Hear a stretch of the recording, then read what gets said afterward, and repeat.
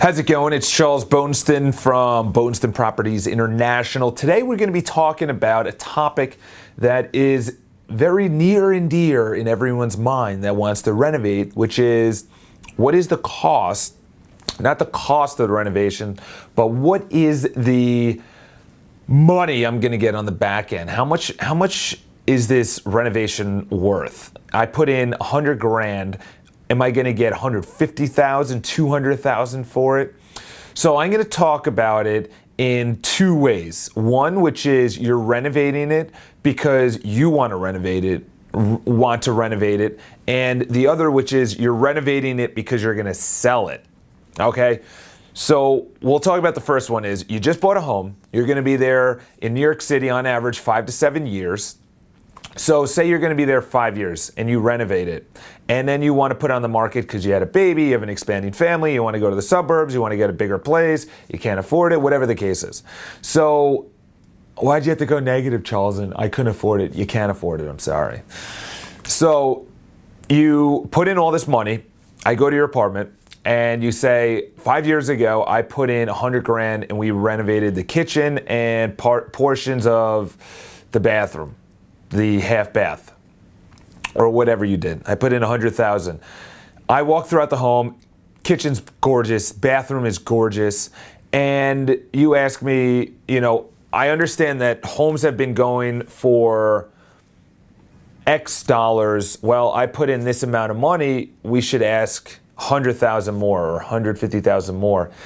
So it's 5 years later. So the thing is, and I'll explain this because I understand where you're coming from. You put in the money, you went through the renovations, you went through the time without a kitchen or without a bathroom, or the board was a pain and you had to go through them, or you had architects and engineers and contractors, and it was months, and you had to put in plans and you had to get it approved and all these things, and I understand. The thing is, the buyers who walk through your apartment don't care. Simple as that. They don't care. They're just saying, it's another apartment on my streak of open houses today, and the kitchen is nice, and the bathroom is cool. That's what they're going to say. They're going to walk in, they're going to say, thanks. Honestly, and it's no disrespect for you. The way they're looking at it, they're looking at objectively. They don't know how much you put in. They don't, money-wise, they don't know the time and all the effort and all the pain that went through to putting this finally together, and we now have a brand new kitchen. So number one is the buyer doesn't care. The buyer also may not like the actual colors, the style, the appliances. They may want to renovate it themselves. The kitchen is 5 years old. It's been used. I understand you renovated it 5 years ago, but you've used it for 5 years. And it's not brand new. So you can't ask. It's like driving a brand new car out of the parking lot. You just bought the car, you drive it out of the dealership, boom, knock 10% off, probably even more, 20% off, because you've bought the car, you've turned it on, you drove it out of the lot. And it's like, no, it's still a brand new car. No, it's used now. It's barely used. So that's the way that you look at it. You look at it as you used it. So when you're going into a renovation, this is so important. When you go into a renovation, look at it in two ways. One is don't over-renovate. Do not over-renovate. Do not put in for a bathroom $350,000, because you're not going to get $350,000. Actually, what's crazy is that buyers will walk in and they're really freaking savvy. They'll walk in and say, I'm paying for this bathroom, aren't I? I'm paying for this $350,000 bathroom or that $970,000 kitchen. Don't over-renovate. They know, buyers know on the back end that you're bumping up the price because it's a nicer apartment. Yes, nicer apartments deserve higher prices, but there's an extent. Once you go, and it's case by case. Like if the place is a $10 million place and you put in 100 grand, that's nothing. If you put in 500 grand, all right. If you put in $1 million, you can't ask $1 million more. in certain circumstances, if the place is a complete wreck, and you put in $1 million and you literally transform it, yeah, you're going to be able to get most of your money back, if not more. That's called flipping the house. But if you put in $1 million in 2005 and it's 2014 or 15 and you're selling in 2016, whenever, you're not going to get the price because that was 10 years ago and you've lived in it. Even if you haven't lived in it and it was, say, a tenant or it was vacant or it was a second home, it's still 10 years old. And you can't say recently renovated. So when you're going into the renovation, don't over renovate. Okay, so that's when say you're looking to live there. You just bought it. You're looking to live there. So we're still on scenario one where you bought it. You're living there for 5 to 7 years. Don't over renovate it. But this is different than what I'm about to talk about. Is that renovated to your style? But the thing is, if your style is a little outlandish, green tile, purple sink, yellow floors. That's not everyone's taste, okay? That's not many people's taste. So you can't say, well, I just renovated the bathroom. Yeah, but there's someone gonna come in and re-renovate it because it's really not. So look at it that way. If you're gonna renovate it and you're gonna sell it in 5 to 7 years, renovate it the way you want. Then there's the other way, which is you bought the place 20 years ago, and you're renovating a little portions of it, say the bathroom sink or the toilet or the tub, and you're about to put it on the market. Don't over renovate at all. This is where you definitely don't over renovate because you're not going to recoup the costs because it's been 20 years since you renovated it. There's no point in putting 50 grand into it and then saying, and I'm obviously talking on whatever, generic, you're not going to recoup. If it's a $10 million place, 50 grand is nothing. But if the place is $1 million, don't put in 50 grand, expect to get that 50 grand back because 50 grand is cash out of your pocket.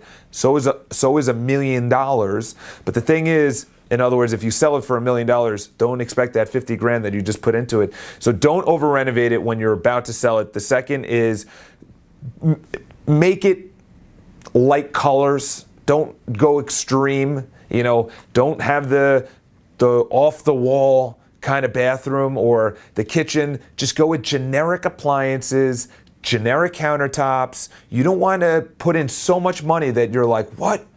You don't like this kitchen? Go where everyone would like it. When you're about to sell it, go with the finishes that everyone's going to like. You know what? Go walk into Home Depot, walk into Lowe's or whatever your place is near you. Walk in and say, I want that kitchen. Install that kitchen, less expensive. Perfect. Because what they have on display, they try and appeal to the masses. They're not going to go outlandish.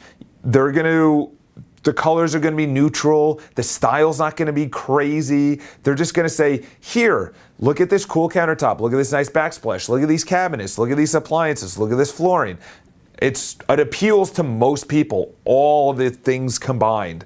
So say, I want this 50% less. How do we do it? So that's what you do, especially when you're selling it, because you want to appeal to the masses. I had a buddy come up to me last week. He just put in like 40 grand into his bathroom on like a $900,000 place, and he's saying, what can I get for that? He just bought it. I'm like, well, first enjoy the bathroom. It's a really nice bathroom. It's literally has a shower. It has a rain shower from the ceiling. It drains like over the edge, so you don't see the drain. It's like this, so the water goes underneath. It's like the toilet is like in the sink and the tank is in the wall, so you don't see anything, and it's unbelievable. Like the sink, the vanity, the whole thing, it's the lights or the mirror lights up. It's unbelievable.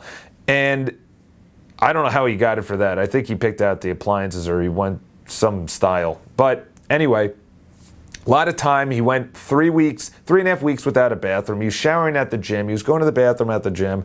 And it was such a pain. And he's like, I want more. I want more for it. I put in 40 grand. I'm like, yeah, but you're going to use it for X amount of years. don't expect to recoup the cost. It's a beautiful bathroom. In my opinion, it was over the top, because you could do a bathroom for $20,000, you could do it for $35,000, but do it because you want to do it, not because you're looking to recoup the costs or you're looking to get your money plus some on the back end. So I would talk to a real estate professional. I wouldn't talk to a contractor, because the contractor is going to want to spend X amount of dollars because that's what they do. But renovating, don't over renovate.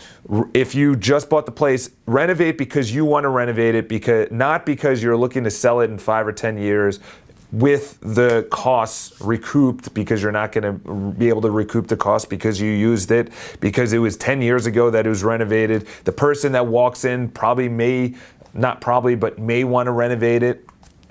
It's a sticky situation, I understand. And I know I went from the objective, kind of harsh point of view, but that's what you need, especially when you're renovating. Anyway, I'm Charles Botensten from Botensten Properties International. Please, not please, but subscribe to the videos. Follow us on Instagram. That's our favorite social media network. And I make a video every single weekday. Comment, like, subscribe, whatever. And I'll see you guys on Monday. It is October 11th, 10th, actually, at my buddy's best friend's wedding tomorrow. So I'll see you guys again on Monday, and hope you have a great weekend.